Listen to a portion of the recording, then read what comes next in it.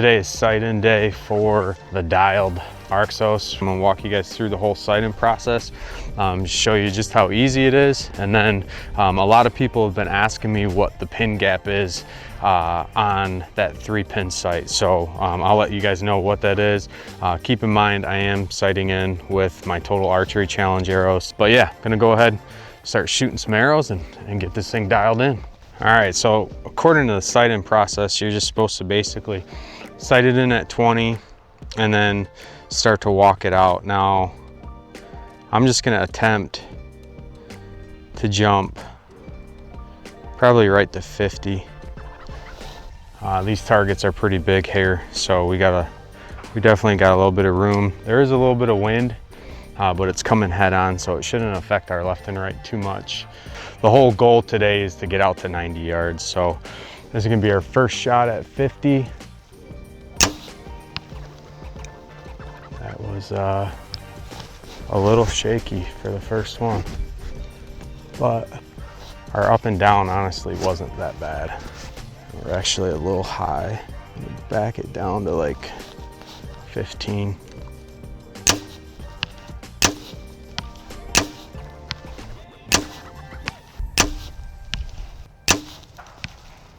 So we're at 60. There's gonna be some shooting in the background. They got a trap competition going on right now at the club. So right now we're at 60. So we were at 54. Just gonna rip one and see where we hit. Just a little high. So I'm on 23 right now.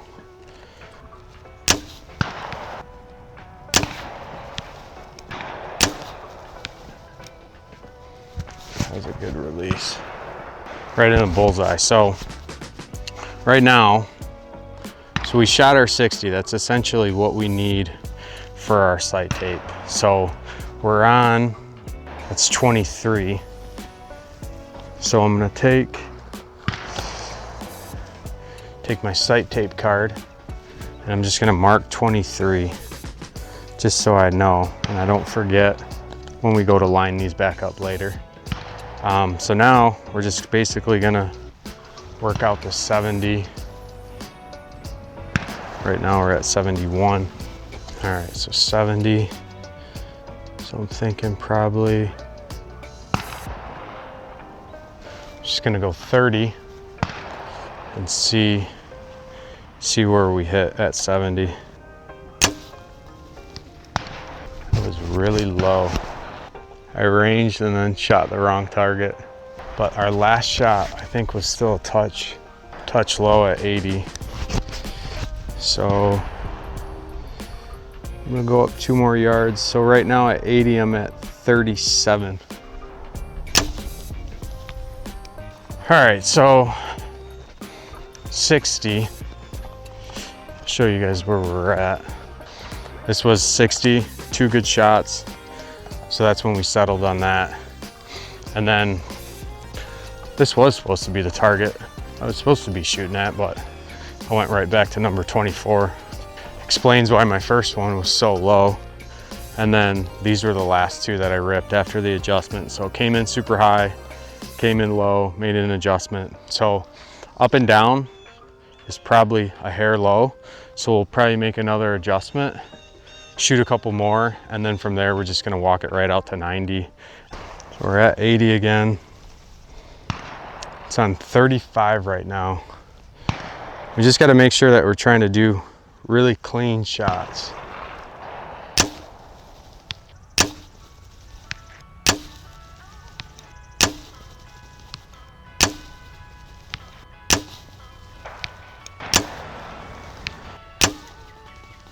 Wait till you guys see this group. Just finished 80. We had to go pull and then come back. And I had to get like laser focused. I was moving way too much. I was making too many adjustments. So I was really keying in on making really good shots. I know most of you guys know this, but for those that are new to slider sights, like, you really have to make sure that you're taking your time. So this was our last group at 80. Look at this group. That's where we landed after making an adjustment. So I had to make an adjustment. I moved down. These were my first 2 shots. So then I moved down, shot this one, moved down again, and grouped these. At 80 yards, I'm very happy with this group. It took me a minute to get adjusted to that scope. Keep in mind, I have been shooting the Ultra View on a HHA, so it's a much smaller scope housing.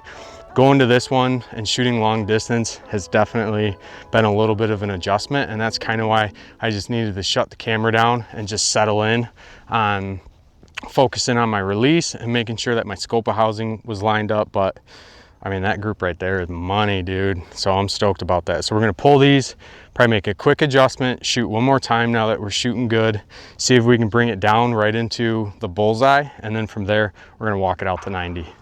All right, so we went back up a yard. So we were at 36, we went back up to 35, but I felt like it dropped it too low. So I might be just in between that 35 and 36, but we're gonna go 36 because there was a couple that was right in the bullseye. So that's gonna be our 80. So right now we have 60, 80. Now we're gonna step back and we're gonna shoot 90, get one more reference point, and then from there we'll be able to pick a sight tape. All right, 90 yards. So we're at 35. Let's just go to 40 and see where we hit. We still have an insane amount of clearance. We're still using that top pin. I mean, I'm actually pretty impressed with the amount of clearance that we still have even at 90 yards with using a big scope housing like this. So 90 right here.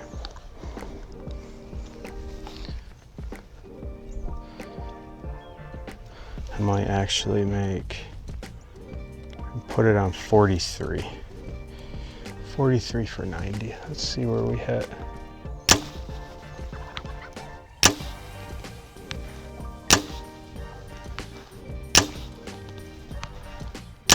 Oh, I pulled it.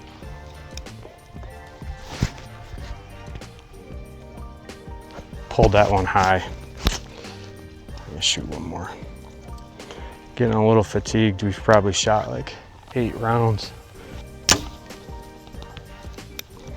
Let's go see.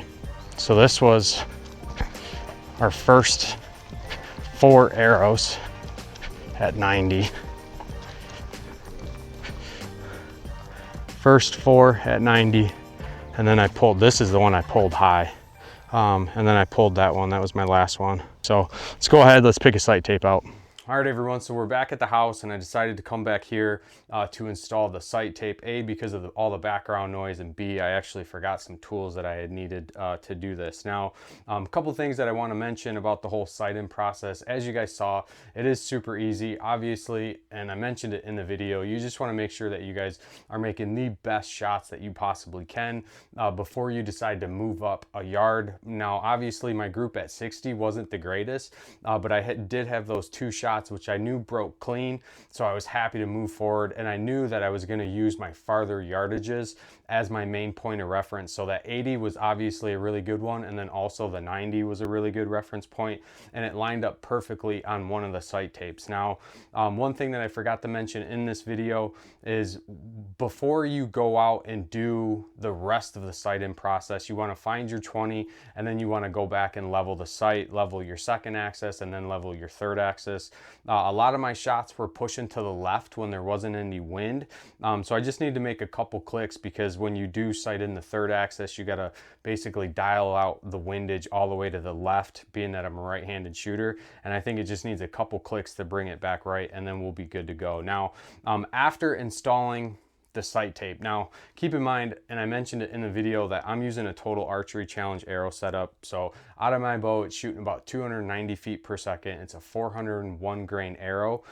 And the sight tape lines are extremely tight. I think that's going to make it pretty difficult to actually pinpoint the exact yardage that you're going to shoot when you're shooting closer distances. Obviously, as you start to roll out, they get to a more reasonable size gap. But if I compare that to my HHA actually has a significant gap on the sight tape, making it very easy to select from 20 all the way out to 118 is where I get clearance at. But I'm gonna have to test this out a little bit more and just see how easy it is to get those smaller yardages, like I'd say really 20 through 40. The lines are just super tight, and I think that it's going to probably make it a little hard to get those exact yardages like 22, 23, 24. Now the second thing that I noticed right away is that it is a little difficult to move the pins, the second and third pin, and get them exactly where you want them to be. On the back of your sight-in card, there is a pin scale that you can line up to your sight tape before you install it, and it's going to tell you exactly where your other two pins are going to fall. Now for me, and again, this is my Total Archery Challenge arrow setup, so it is super light, but right now my second pin is at 33 and my bottom pin is at 52. So not too bad of a gap on that second pin. That third pin, there's obviously a significant spread from 33 to 52, but again, you have to move these pin indicators in place, and moving them in place is difficult. So going forward, what I would like to see on the Arxos is just set pins that you don't have to adjust. It's already pre-calculated from the manufacturing process, very similar to what they do with the HHA, or figure out a solution that's more in line with kind of like the black gold setup. It's very easy to adjust and it's very easy to get those lined up. Other than that, super happy with this sight. That, like I said, that was my only complaint up until this point. We do have to run this thing through the paces now that we got our sight tape picked out. Plan to do that here this weekend. We're going to go to a local archery shoot. I'm going to run the Dialed Arxos. We'll be really testing out some of those shorter distances where I feel like I'm going to struggle with getting the yardage dialed in exactly, but we'll test it out and I'll give you guys a report back on what I think if you guys follow over on my Instagram page. But that's going to be it for this video. Hopefully you guys found this helpful. If you guys have any questions, you can always reach out to me directly on Instagram. You can always leave me a comment below. And if you guys have not subscribed to the channel, please do so. Your guys' support greatly helps us out, keeps us doing what we're doing. And until next time, stay safe, stay healthy. We'll see you on the next one.